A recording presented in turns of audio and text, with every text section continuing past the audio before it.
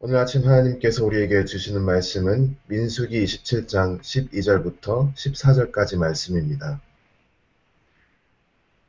민수기 27장 12절부터 14절까지 말씀입니다.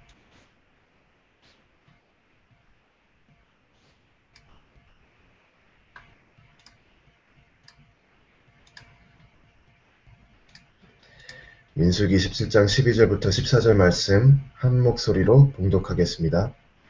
여호와께서 모세에게 이르시되 너는 이 아바람 산에 올라가서 내가 이스라엘 자손에게 준 땅을 바라보라. 본 후에는 내 형 아론에 돌아간 것 같이 너도 조상에게로 돌아가리니 이는 신 광야에서 회중이 분쟁할 때 너희가 내 명을 거역하고 그 물가에서 나의 거룩함을 그들의 목전에 나타내지 아니하였음이라. 이 물은 신 광야 가데스의 무리바 물이니라. 아멘.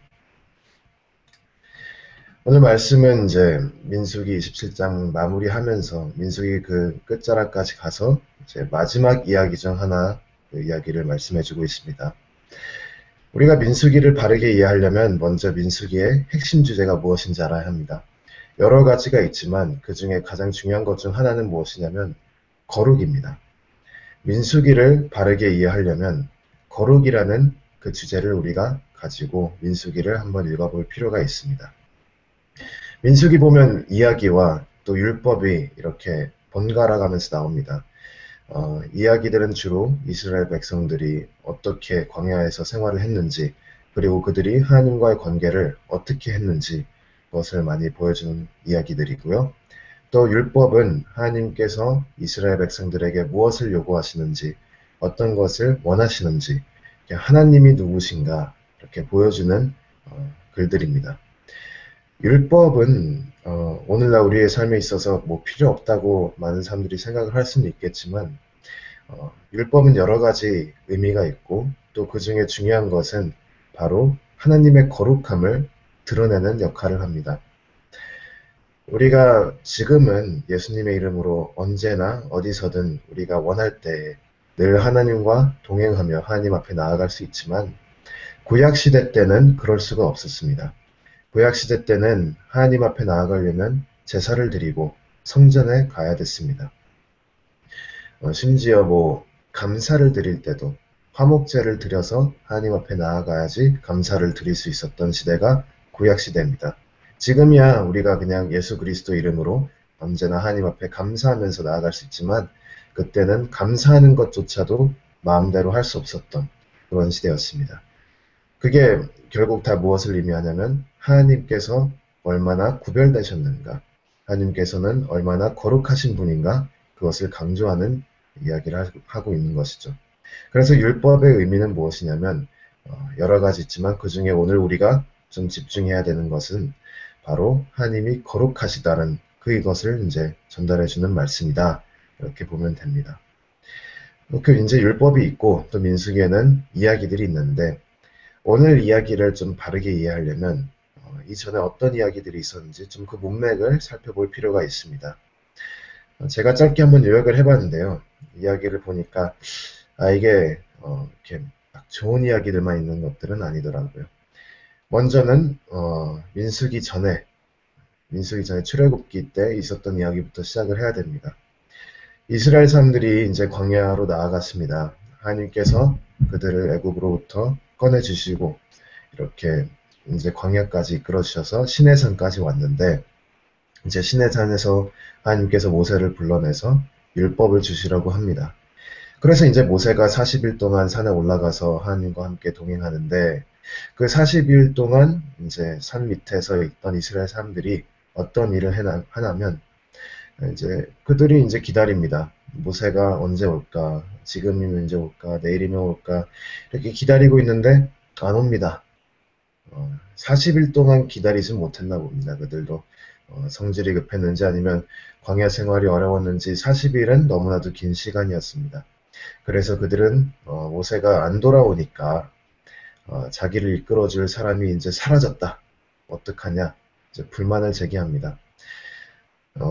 예전에는 이제 모세를 통해서 그들이 하나님의 뜻을 분별했는데 이제 모세가 없으니까 어떻게 우리가 하나님의 뜻을 분별하고 어떻게 우리가 하나님의 그 동행하심을 우리가 하나님의 임재하심을 확신할 수 있겠냐? 이제 아론에게 대듭니다. 아론은 이제 모르죠, 자기도. 이제 자기도 모세가 시키는 대로만 해서 여기까지 왔는데 사람들이 아론에게 이런 것들을 내놓으라고 하니까 당황하고 결국 아론이 생각해낸 게 뭐냐면 금들을 모아서 송아지를 만들자. 그게 우리를 하나님께 이끄실 것이다. 이렇게 또 말도 안 되는 아마도 애굽에서 봤던 거를 좀 본 게 있었는지 그걸 이제 따라와가지고 우상을 하나 만듭니다. 모세가 시내산에서 내려왔을 때 그는 그거를 보고 좋아하지 않았죠. 하나님께서 주신 하나님께서 주신 그 율법이 있는 돌들을 깨트리고 모세가 그 금송아지를 데려다가 아주 그냥 가루가 될 때까지 갈아버려서 물에 뿌립니다. 그런 이야기가 있었고 또 이제 이스라엘 백성들이 또 회개를 하죠. 그리고 이제 또 계속해서 이제 광야 생활을 하는데 기브론 핫다와라는 그 지역으로 갑니다. 기브론 핫다에서 또 어떤 사건이 있었냐면 이스라엘 사람들이 이제 만나가 질려가지고 고기를 달라고 합니다. 그래서 하나님께서 고기를 주는데 메추라기를 아주 그냥 그들이 배 터지게 먹고 남을 정도로 메추라기를 줍니다. 하지만 그들의 마음이 바르지 않았기 때문에 그들이 메추라기를 이제 잡아서 고기를 먹고 있는 그때에 하나님께서 전염병이 돌게 하셔서 많은 사람들이 또 죽습니다. 그래서 또 사람들이 회개하고 다시 한번 또 나아갑니다. 그런데 이제 또 그렇게 사람들이 살아가는 가운데 이번에는 아론과 미리암이 모세의 형과 누나가 모세의 권위에 대해서 도전을 합니다. 모세만 하나님의 뜻을 분별하느냐? 우리는 뭐냐? 이렇게 돼서 이제 모세의 권위에 도전을 하는데 그들도 또 혼납니다. 어떤 일이 있냐면 미리암에게 피부병이 생기죠.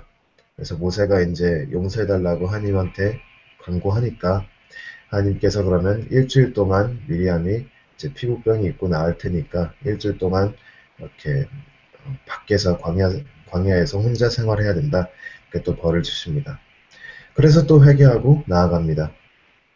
그래서 이제 뭐 좀 이제 이 정도 됐으면 이제 바르게 모세의 지도 아래에서 사람들이 순종하며 하나님의 뜻을 분별하며 나아갈 수 있을 텐데 근데 또 다른 사건이 일어나죠. 바로 가나안 탐정 그리고 보고 사건이 일어납니다.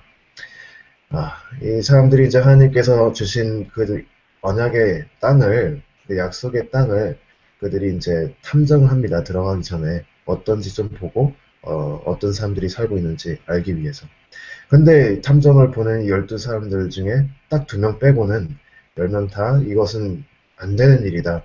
아무리 생각해도 이거는 그냥 자살 행위지 우리가 이 땅으로 들어가면 죽는 것밖에 더 되지 않는다. 해서 사람들을 혼란시킵니다. 그래서 사람들이 결국은 반란을 일으키고 결국은 이제 이스라엘 백성들이 그 땅에 들어가지 못하죠. 하나님께서는 분노하십니다. 그가 분명히 언약의 땅으로 약속의 땅으로 그들을 이 가나안 땅으로 이끄시려고 애굽으로부터 꺼내셨는데 이제 와서 무섭다고 들어가지 않겠다니 하나님께서 분노하시고 그 벌로 결국은 이스라엘 광야 생활을 했던 그 첫 세대들은 아무도 그 땅으로 들어가지 못하게 되었습니다. 그 뒤에 또 반란 사건이 일어납니다. 고라라는 사람이 이제 아론과 모세에 대해서 그 제사장 직분에 대해서 이제 그 권위를 도전한 사건이 있습니다. 아론이 어떻게 이제 아론과 모세가 다 이제 해먹는다. 결국 쉽게 얘기하면 이제 그런 부분에 있어서 불만을 가지고 이제 도전을 했는데 하나님께서 결국 아론을 그가 세우신 자로 바르게 다시 한번 이스라엘 백성 앞에 보였죠. 아론의 지팡이에 살구 열매가 열리게 합니다. 그리고 이제 고라와 그 온 집안은 땅이 열려가지고 땅 속으로 떨어져 죽게 됩니다. 그리고 그를 지지하던 250명도 땅에서 튀어나온 불로 모두 다 죽게 됩니다. 이런 사건이 있었습니다. 많은 사건과 사고들이 있었죠. 민수기 이야기를 보면 참 어떻게 이렇게 계속해서 이스라엘 사람들이 반란을 할까? 어떻게 이렇게 목이 곧을까? 하나님의 말씀을 끝까지 듣지 않을까? 이런 의문을 가지게 됩니다. 그런데 오늘날 말씀 또 있습니다. 이 정도 되면 이스라엘 사람들이 좀 조용해지고 하나님 말씀을 좀 따르고 바르게 살아갈까 싶은데 그러지 않습니다. 오늘 말씀 민수기 27장은 다시 한번 또 어, 이스라엘 사람들이 하나님에게 반역을 했던 이야기를 그려내고 있습니다. 이 이야기가 민수기 27장이 어디를 지금 이야기하는 거냐면 민수기 20장에 있었던 사건을 가지고 이야기합니다.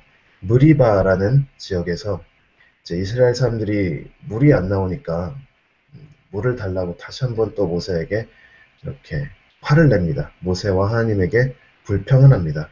왜 그 살기 좋은 애굽 땅에서 우리를 굳이 여기까지 이끌어내가지고 물도 없는 땅에서 목말라 죽게 만드냐? 책임져라.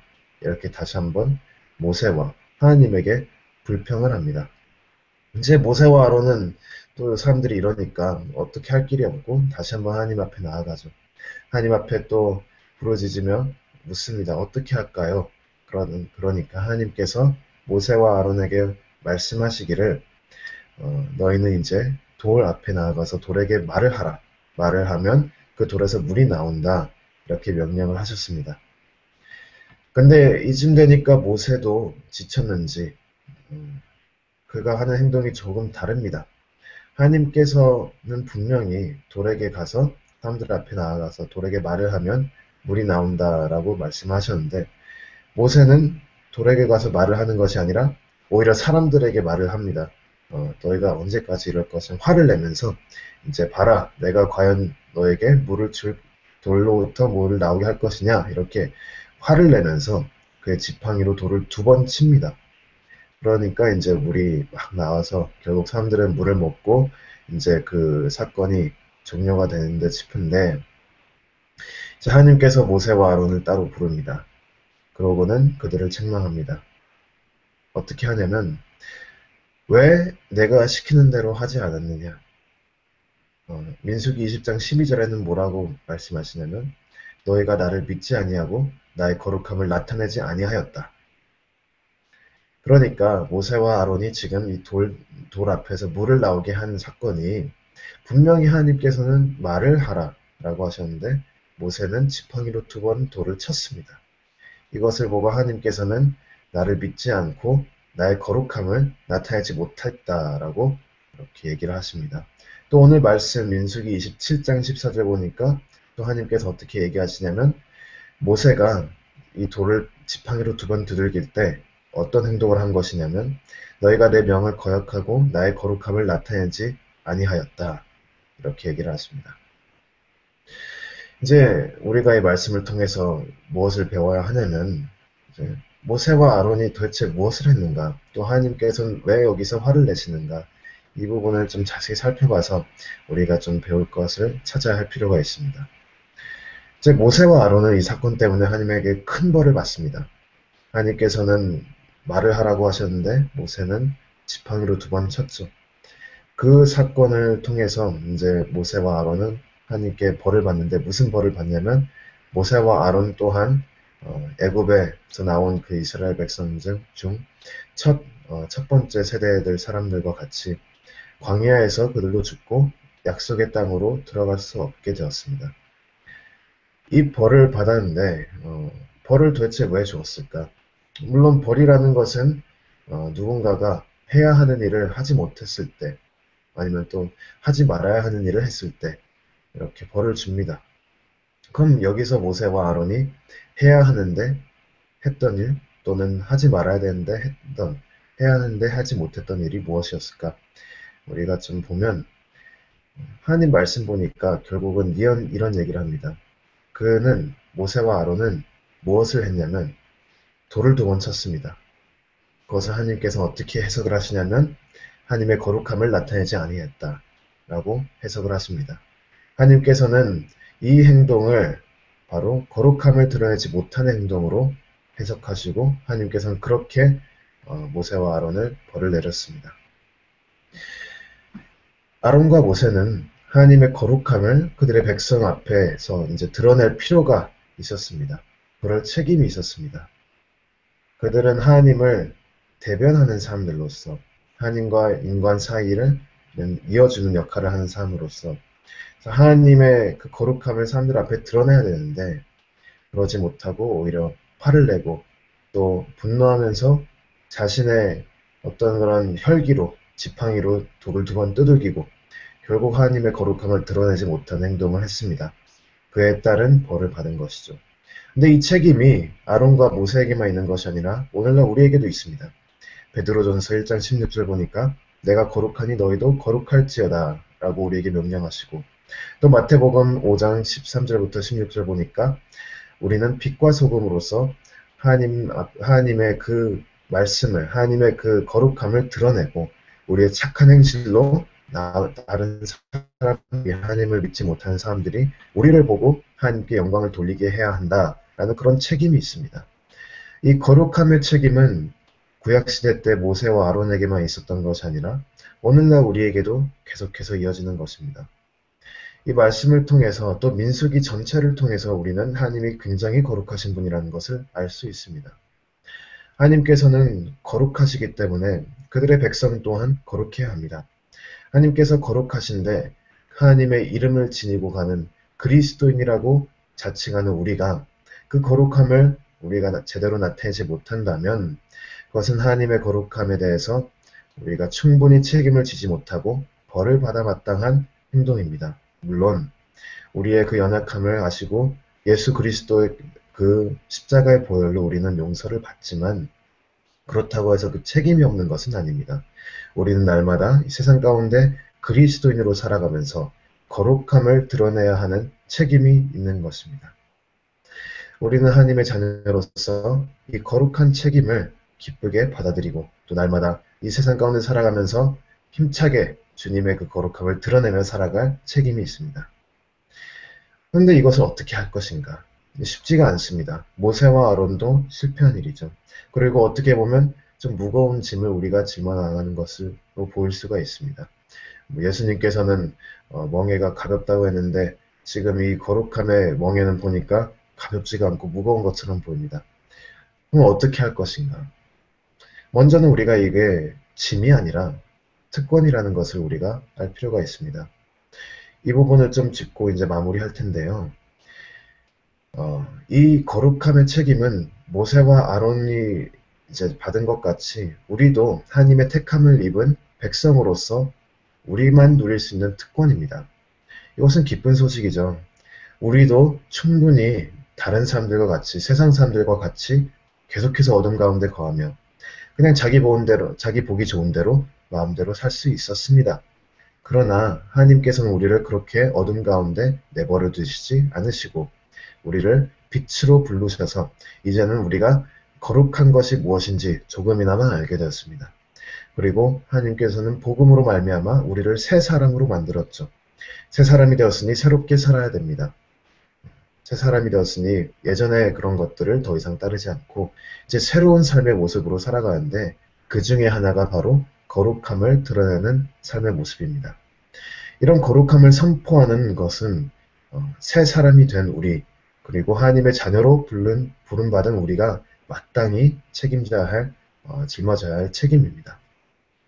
이것은 짐이 아니라 특권으로 우리가 여겨야 하고 그리스도와 연합해서 새 삶을 살아가는 우리가 살아가는 삶의 방식이라고 보시면 됩니다.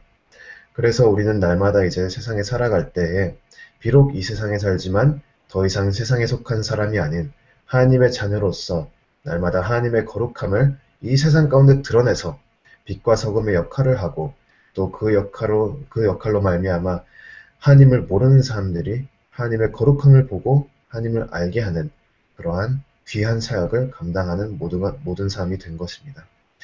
그래서 이제 오늘 말씀 마무리하면서 제가 여러분에게 강구하고 싶은 것은 무엇이냐면 우리가 오늘 말씀을 붙잡고 이 세상 가운데 살아갈 때 각자 맡은 역할 가운데 각자 맡은 위치 가운데 우리가 하나님의 거룩함을 드러내고 그 거룩함을 선포하는 그런 귀한 하나님의 자녀가 되기를 주님의 이름으로 축원합니다.